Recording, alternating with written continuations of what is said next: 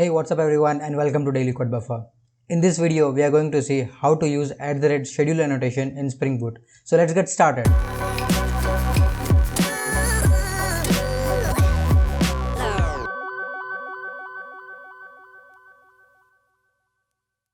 So here first we'll go to the Spring Initializer and create the simple project, okay?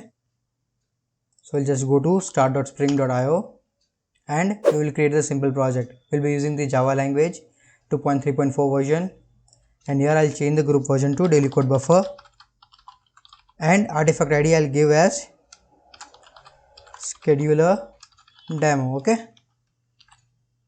I'll give the description as scheduler demo and package name as scheduler. As @schedule annotation is the part of the basic Spring core, so we don't have to add any of the dependencies. I'll be just creating the project and I'll open in IntelliJ IDEA, okay?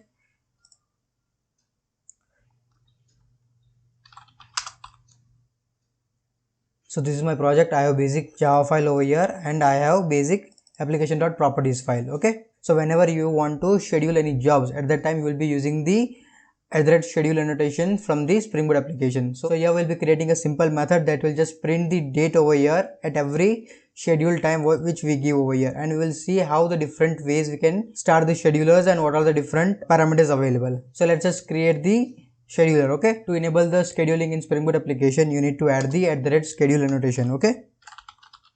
Enable scheduling annotation. So this will enable the scheduling in Spring Boot application. So now this scheduling will be enabled at the time of the JUnit implementation as well, okay? Now if you don't want scheduling to be run on the JUnit implementation, you can disable it as well, okay? You can create a different class, configuration class for this scheduling, and at that you can use the conditional on properties annotation and you can define the condition on which that scheduling should be enabled. So here I'm just directly using the enable scheduling annotation over here, and we'll see the different parameters available to start the scheduler. What we will do over here is I'll just create a simple method over here that will print the current date time, okay?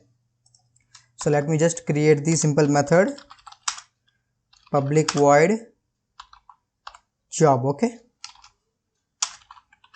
And here I will print the date, okay? So for that I'll just enable the loggers over here. Okay, I have just added the loggers over here so that we can add the logger in our method to print the date, okay? So we'll just add logger.info job current time, and I will just add the new date, okay? So this should print the date, okay? Now I need to add the @schedule annotation to add the scheduler, okay? So this method will behave as a scheduler, and here we need to define few of the properties. So let's see few of the properties. So you can see the first one is the fixed rate property. So this fixed rate properties will take the millisecond as an value, okay? So here you can see that I have given 2000 millisecond as a fixed rate, so this method will run at every 2 seconds. So let's see this, okay? Let's run this application.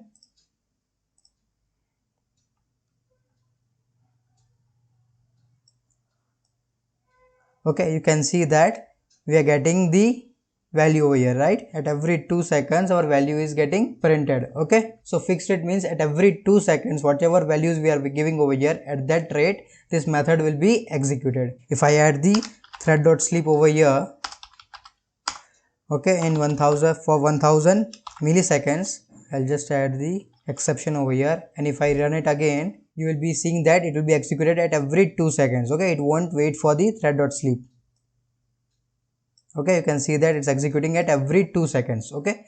Fixed rate. Now if I change this fixed rate to fixed delay, if I change to fixed delay, so in fixed delay the execution time of the method will be taken into consideration, okay? So the time of method is been executed, after that it will wait for the delay time and then it will start the execution again. So suppose this method is taking around 1 second to execute, so after that, after this 1 second, it will wait for 2 seconds and then it will start the method, okay? So let's see that. If we start it again, it should always wait for 3 seconds, okay? You can see that it started at 40, then 43, then 46, okay? So it will take this time into consideration, the execution time of the method, and then it will wait for the 2 seconds of delay because we have specified the fixed delay, and then it will start the execution. Now this scheduling execution starts at the start of the application context. Now if you want to delay that time as well, then also we can add the delay for that. There is an initial delay parameter. Okay, in this initial delay you can define the amount of time that can be delayed after the application context is started. So if I specify 2000 seconds over here, so this will start the execution after the 2 seconds of the application context is started. So you can see that. Now you can see that I am giving the values over here in 2000 milliseconds. Okay, so if the time is more, then you have to calculate the values accordingly and you have to give the values over here. Those values will be confusing as well. Okay, if any of the developers is seeing those values, then it will be confusing to identify directly like what is the value and what is the fixed delay or what is the fixed rate that the scheduler has been running on. So to overcome that, we can directly use the Java duration unit. Okay, so if you give over here, instead of fixed delay, if you use fixed delay string, you can specify the Java duration unit. Okay, so here we'll start with the P defines the designator for the duration of period. Okay, then we'll define the T defines the time period, and then we need to define the seconds, hours, minutes and days. Okay, suppose if you want to run for the 2 seconds, then you can directly add 2s. Okay, if you want to run for 2 minutes, then you can add 2m. If you want to run for 2 hours, you can define 2 hours. This way there are different values available that you can directly use. You can just go to the Java duration unit, okay, in the documentation, and you can check it out how to give these values over here. But it's very simple over here to give values. Okay, so I'll just give this value over here pt2s, that will be running this method at every 2 seconds. Okay, so I'll just run this again.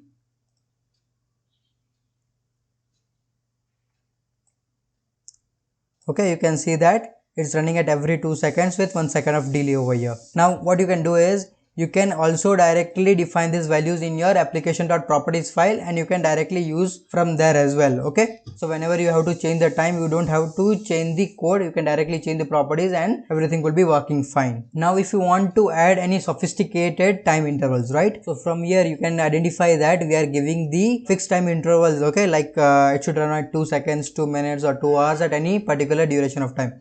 But if you want to add any sophisticated timings, like the scheduler should run at every Monday at this particular time, or it should run at every month, or it should run every 5 hours the 5th minute. So these are some sophisticated timings that you want to run your scheduler. So you can use the cron also. So for that, how we'll define is, I can just remove this fixed delay over here, and there is a cron information.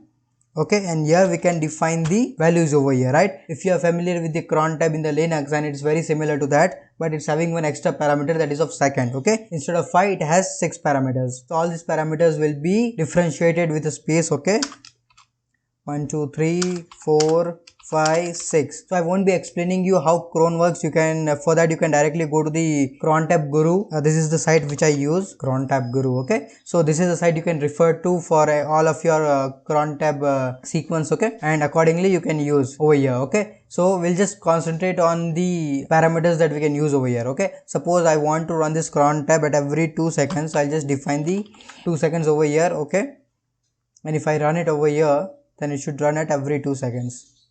Okay, sorry, I just have to remove this initial delay over here. I'll just run it again.